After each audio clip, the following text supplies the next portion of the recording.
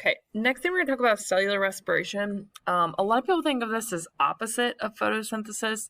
Kind of true, kind of not true. It is how we are getting energy for our bodies, how photosynthesis, the plants get energy for their organisms. So kind of like that, but kind of a little more difficult process a little bit, and it has some options. So there's two different kinds, aerobic and anaerobic. Aerobic is with oxygen, anaerobic is without oxygen. If you can remember back to ring roots, and means without, so without oxygen there.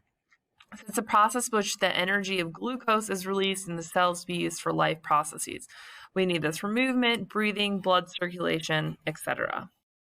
So as we know, cells require a lot of energy, but they only keep a little bit of energy on hand at a time. The energy we use in our body is ATP, adenosine triphosphate. You've heard that a little bit this year. So cells can regenerate ATP as they need it by using the energy they stored in food, like glucose. So energy stored in glucose by photosynthesis is released by cellular respiration and repackaged into the energy of ATP. So it's kind of always this cycle, right? The animals release carbon dioxide, animals being us too. We use carbon dioxide to make sugar, the plants do. They produce oxygen, and then we take in oxygen. We're breaking down sugar molecules in our body. So this is kind of always this process where we help each other over and over again.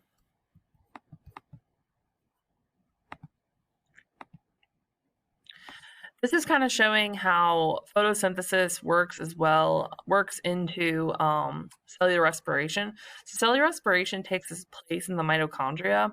So here once again showing how organic molecules like glucose and oxygen are giving off. We use those to make energy. We give off carbon dioxide and water, and then photosynthesis uses that. So we kind of help one another out in this process. Respiration occurs in all cells and can take place either with or without oxygen. It's happening in the mitochondria. So animal cells and plant cells both have a mitochondria. So aerobic respiration, like we talked about, it requires oxygen, occurs in the mitochondria. Out of this, we get a total of 36 ATP molecules. The general formula for anaerobic respiration is glucose plus oxygen gives us carbon dioxide, water, and 36 ATP. So if you think about it, glucose comes from our food. We take in oxygen, we convert that, and we give off CO2. We give off water when we sweat, pee, things like that. And then what we really want out of this is ATP because we need energy to help power our cells. So this is happening in that mitochondria. Once again, here's a picture that mitochondria has a double cell membrane. You can see here how all this is working through here.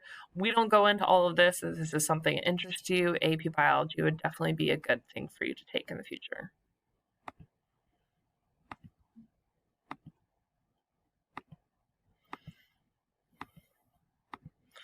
So a lot of people will say that the equations are opposite, and they kind of are, minus a few things. The cellular respiration, photosynthesis. So we have glucose on opposite sides, we have oxygen on opposite sides, water on opposite sides, and carbon dioxide on opposite sides.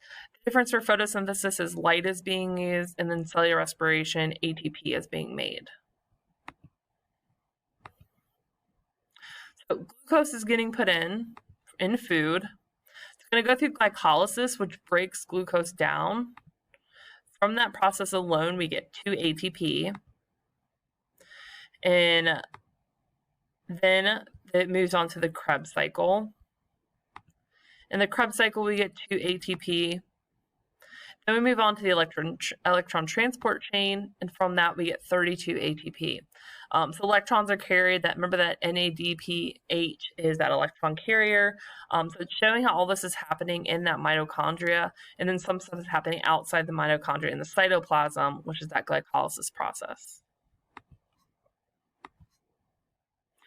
So 3 steps. First one's glycolysis. Like I said, glucose is being broken down. From that, we get a little bit of ATP, not a ton. Second step is that Krebs cycle. We'll talk about that cycle. From there, we get 2 ATP. It's happening in the mitochondria. And that third one, electron transport chain, we're getting 32 ATP, sometimes symbolized ETC. That's where we're getting a lot of our energy from. Anaerobic respiration requires no oxygen and is available in two kinds. We can have alcoholic fermentation and lactic acid fermentation. So fermentation, alcoholic is literally how they make alcohol. Lactic acid, you might have heard if you work out and you're really sore, people say you need to stretch because that lactic acid has built up. And we'll talk more about that. So much less ATP is produced in aerobic respiration because there's no oxygen to help this process occur. Remember, there is oxygen in that equation that we need. So in these two, you're always functioning in the presence of no oxygen. So we talk about alcoholic fermentation. This occurs in bacteria and yeast. This is a really big process how we make bread and how we make beer and many other things too.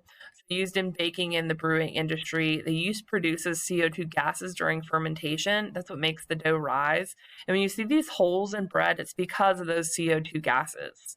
But these are made with no oxygen, so that's why this process can occur.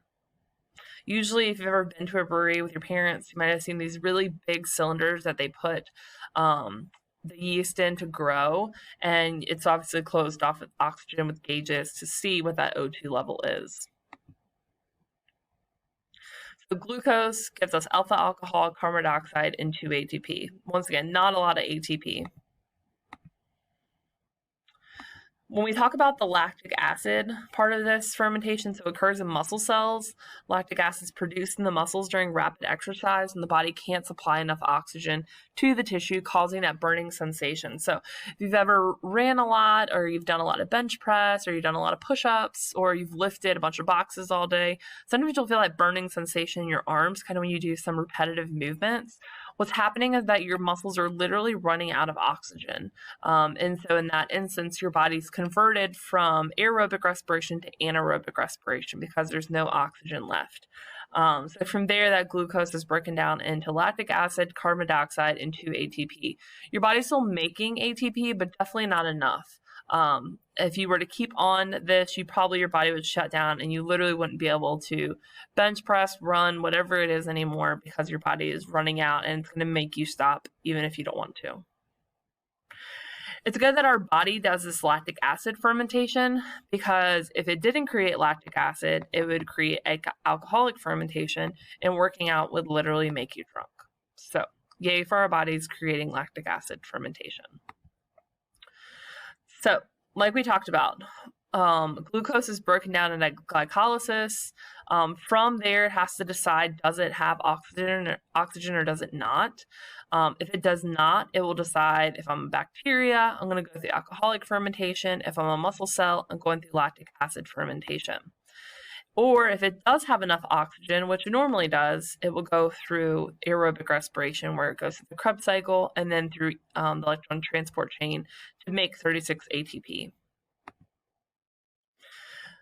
So eukaryotic cells burn organic molecules with oxygen in the mitochondria and releases energy in the form of ATP, carbon dioxide, and water.